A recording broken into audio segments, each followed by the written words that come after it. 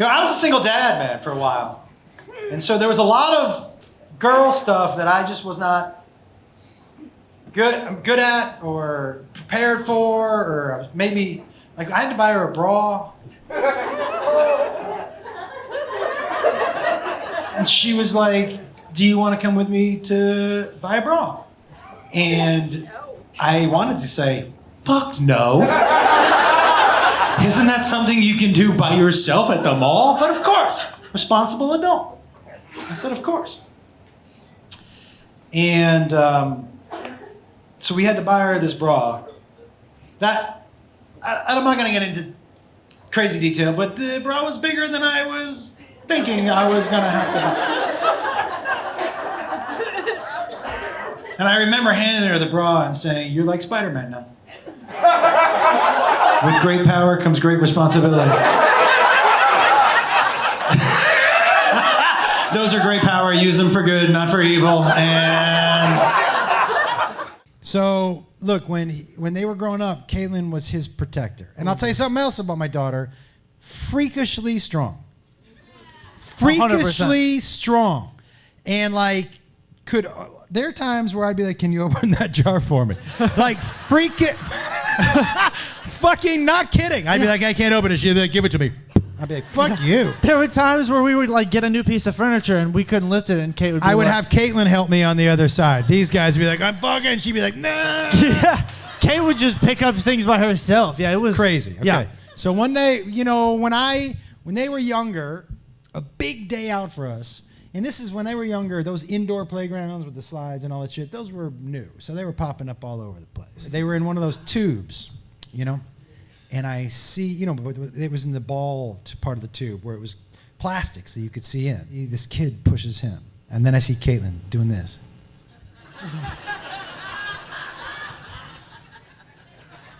And now he's probably 3, which puts Caitlin at 5.5 or 6. Yeah.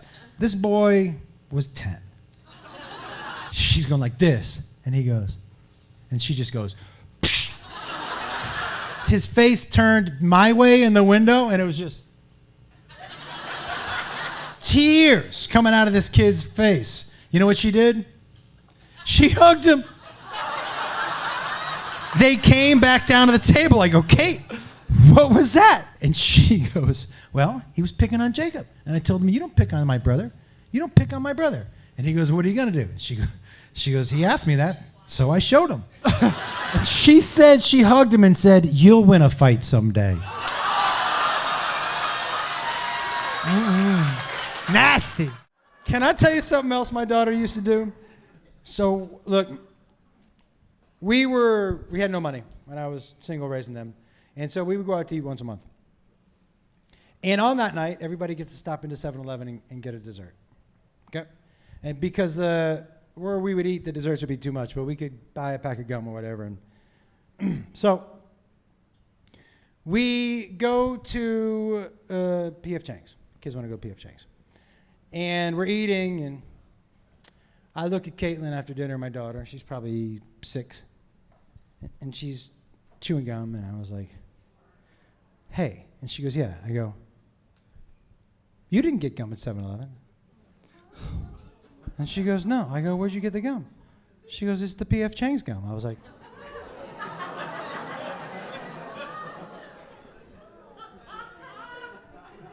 well, what do you mean by that?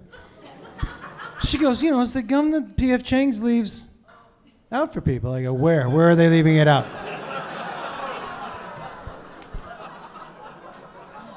And she goes, right here under the table. I was like, ah. And apparently I'm the dumb one. She said, anytime you see me chewing gum at a restaurant, it's the restaurant gum. And I was like, honestly, I was like, you're going to die tomorrow or never be sick again a day in your fucking life. Yeah. That is Fucking chewing that gum. I was like, yeah, I don't know if you can ride in the car on the way home. Yeah, that was gross. Fucking so gross. Anybody else? Yeah. Your daughter really find your wife in the closet? Yes, my daughter found my wife in the closet.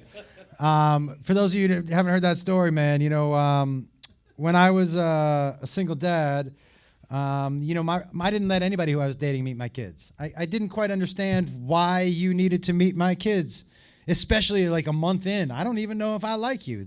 So there's no fucking reason for you to meet my kids, right?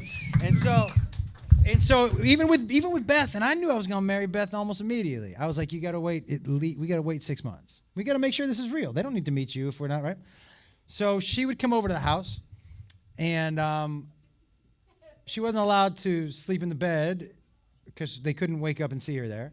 So she usually drove home, and one night she was too tired. So she just asked me, she goes, can I sleep in your closet?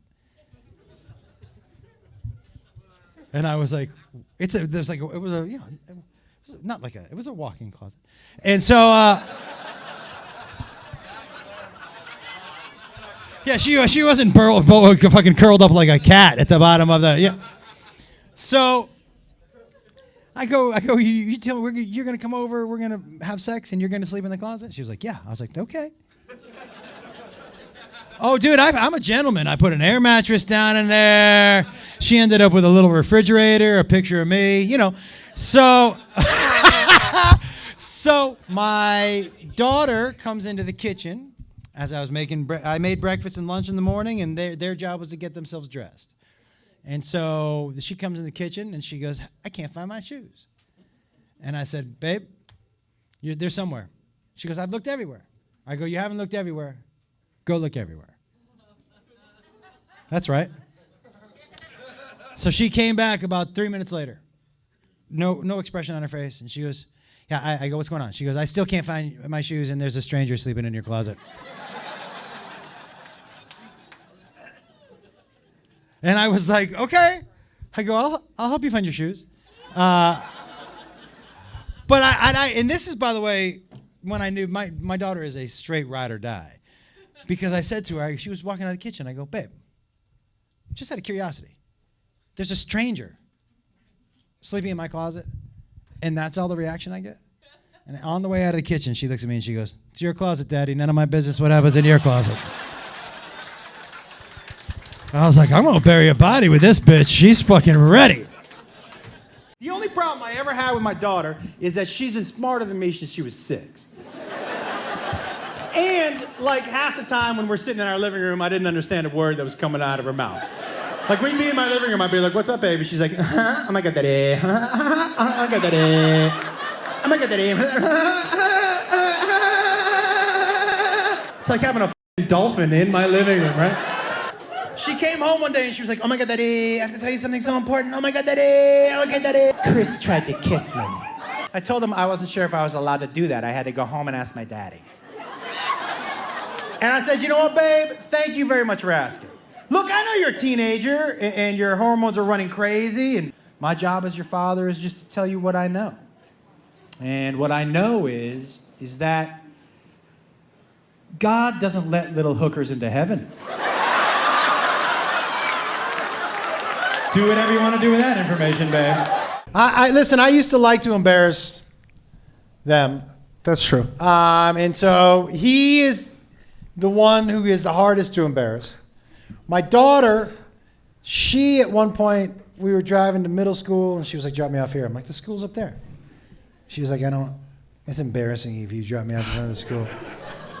And I go, what? She was like, it's embarrassing. I was like, okay. So I let her walk up to the school, and I just waited, and then I slowly rolled up behind her. And when she was in front of the school, all the kids out there in the morning, I just rolled down my window and I go, hey, Kaylin! Hey, Kaylin! Woo, woo, woo, woo, woo, woo, woo, woo, woo! Hey, Kaylin! Hey, Kaylin! I can't find my way home! I can't find my way home!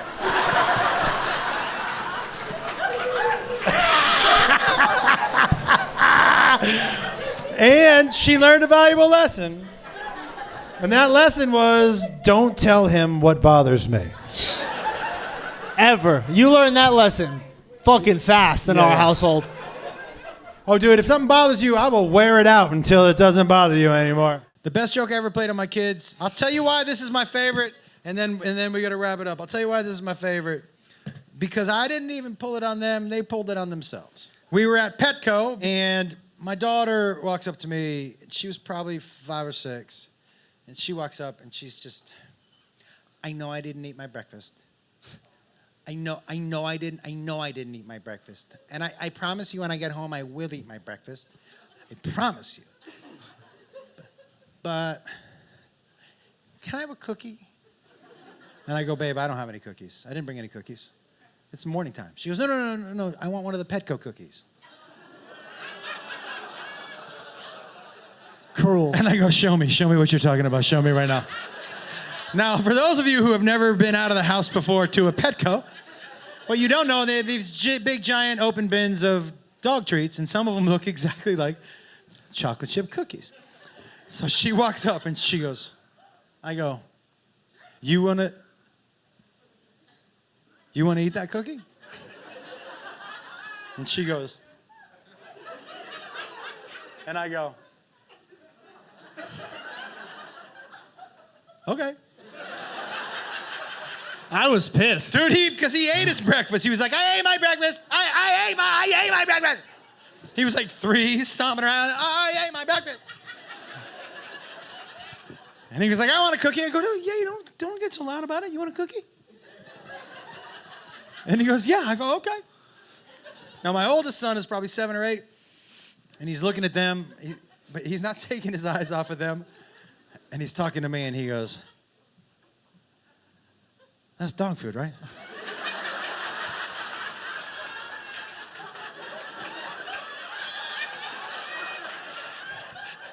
And I said, yeah. And then I said to him, do you want a cookie? We were poor, man, so It was a cruel trick. my rule at my house was that, like, yo, man, if I give you a treat and you don't finish it, you don't get that treat again. Well, I didn't think of these as treats. I thought of them as a joke. But they thought of them as treats, so they both just popped them in their fucking mouths. And I was like... And if I had to not choose one word to describe a Petco cookie, ladies and gentlemen, it's moist. Yeah! Them motherfuckers are It took a long time for them to chew that. Yeah. By the way, for those of you who aren't laughing are either children or don't have kids. When my daughter was 6.5 years old, we bought her a cat. And she said, I'd like to write a poem about that cat and read it at the talent show. And I was like, that's a great idea. My daughter, the most creative out of the kids, amazing, man. You would like put mac and cheese down in front of her and she would give you a mac and cheese dance, or, do you know what I mean? Or if you gave her a doll, she would write a play for it and be in the living room a half an hour later, you know?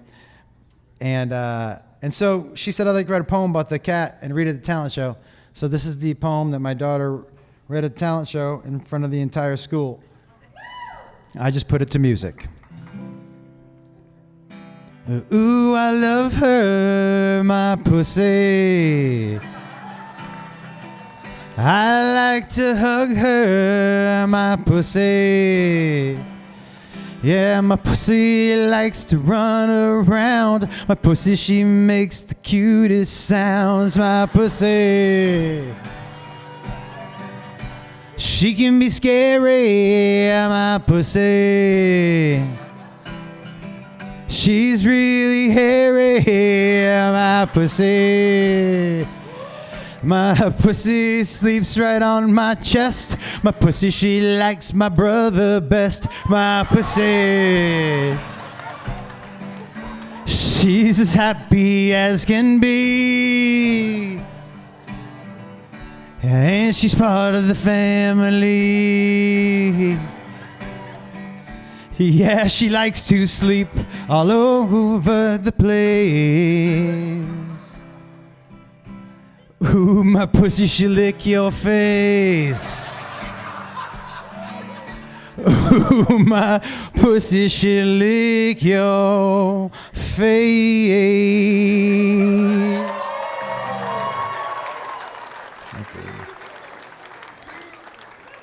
So we're just sitting in there, and she opens with, ooh, I love her, my pussy, and I turn to my wife, I'm like, hey, we gotta go.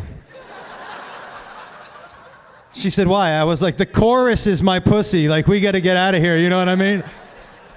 And she goes, if we leave, she's gonna be humiliated. I go, yeah, but if we stay, we're gonna be humiliated.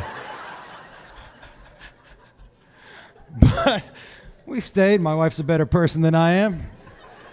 And and so we're waiting outside for the kids to come out, but all the parents come out first. And man, we live in a generation with some judgy fucking parents. Streaming out of that auditorium, just walking past us like.